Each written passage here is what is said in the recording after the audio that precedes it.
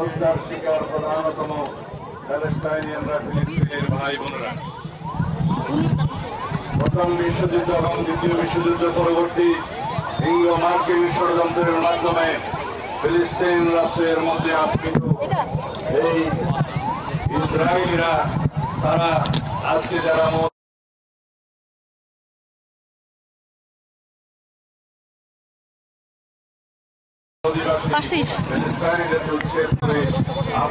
তাদেরকে পরবাসী বানাচ্ছে, অথচ সারা বিশ্বের মুসলিম বিশ্ব, সারা বিশ্বের পরাশক্তি তারা আজকে নির্বিকার এই গণহত্যার বিরুদ্ধে।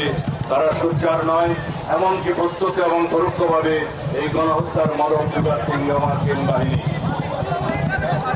আমরা তার তীব্র নিন্দা এবং ক্ষোভ জানাই এবং সারা পৃথিবীতে মুসলিম বিশ্বের যারা মোড়ল তাদের প্রতি আহ্বান জানাই, আপনারা সারা পৃথিবীতে নির্যাতিত মুসলিমদের পক্ষে আপনাদের কণ্ঠ উচ্চকিত করবেন।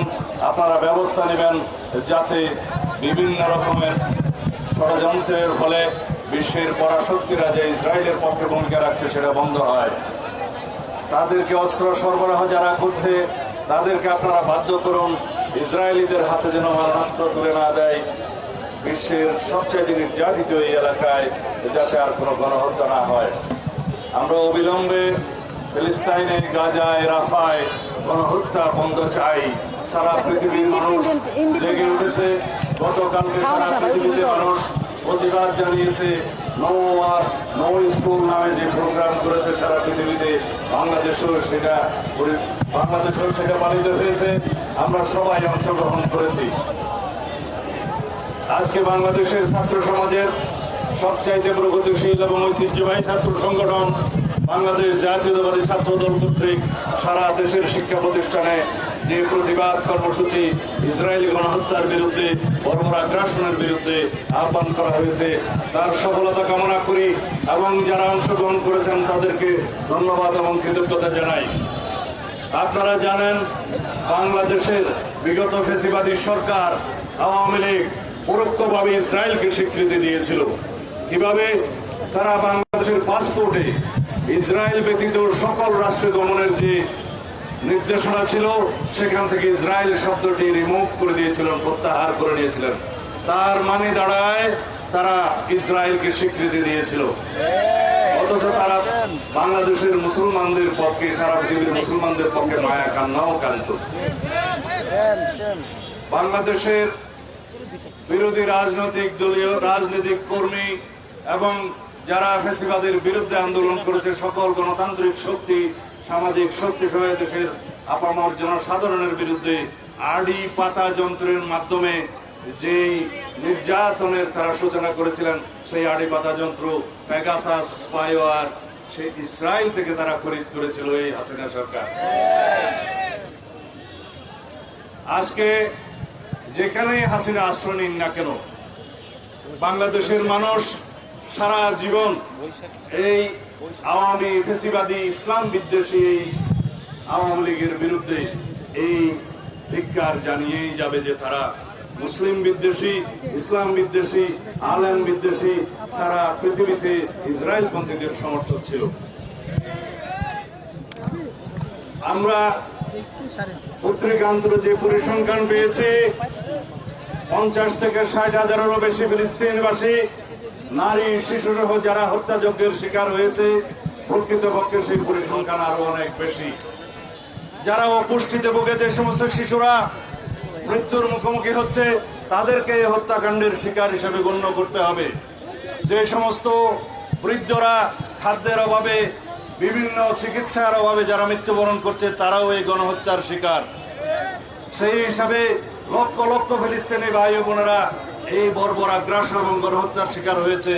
সারা পৃথিবীতে আজকে কণ্ঠ উচ্চারিত হচ্ছে ইসরায়েলের বিরুদ্ধে এবং ইঙ্গো মার্কিন ষড়যন্ত্রের বিরুদ্ধে, যে ইসরায়েলিকে যারা মদত দিচ্ছে তাদেরকে সমস্ত মদত বন্ধ করতে হবে এবং ইসরায়েলের সমস্ত পণ্য আমরা বর্জন করব। তার মানে এই না যে আমরা কোনো ব্যবসায়িক প্রতিষ্ঠানে হামলা করব। গতকালকে বাংলাদেশে কিছু স্থাপনায় হামলা হয়েছে, আমরা তার নিন্দা জানাই এবং এখানে আমরা বলতে চাই সরকারের ব্যর্থতা এখানে লক্ষণীয়। আইন শৃঙ্খলা বাহিনীর ব্যর্থতা এখানে লক্ষণীয়। তাদের উচিত ছিল আগের থেকে এখানে সতর্কতা অবলম্বন করা, তাহলে বাংলাদেশের নামে এই বদনামটা আমাদের দিতে হতো না। আমি আপনাদের সামনে আজকে এই মুহূর্তে বিএনপির পক্ষ থেকে একটি ঘোষণা দিতে চাই।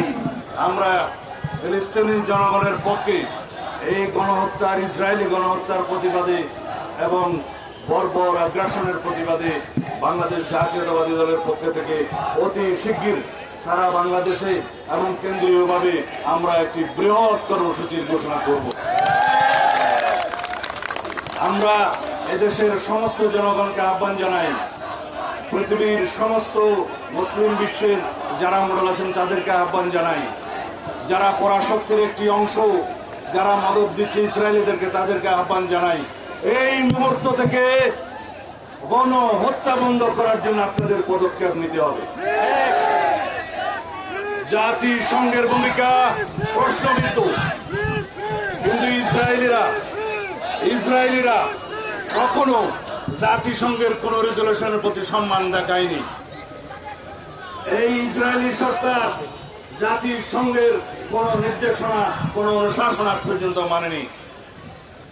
এই পরাশক্তির দুই একটা দেশ তারা সব সময় যখনই ফিলিস্তিনি মুসলমানের পক্ষে জাতিসংঘ রেজলিউশন পাশ করেছে, তারা তার বিরুদ্ধে ভেটো প্রয়োগ করেছে। আপনারা সবাই জানেন।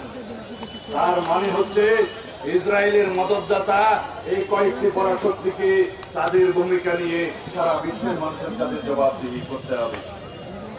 যতদিন পর্যন্ত প্যালেস্টাইন মুক্ত না হবে, যতদিন পর্যন্ত ফিলিস্তিনে গণহত্যা বন্ধ না হবে, যতদিন পর্যন্ত ইসরায়েলি বর্বর আগ্রাসন বন্ধ না হবে, ততদিন পর্যন্ত আমরা অবিরত বাংলাদেশ এবং সারা পৃথিবীর মানুষকে আহ্বান জানাবো। আমরা আমাদের প্রতিবাদ এবং নিন্দা আমাদের জানাতে থাকতেই হবে।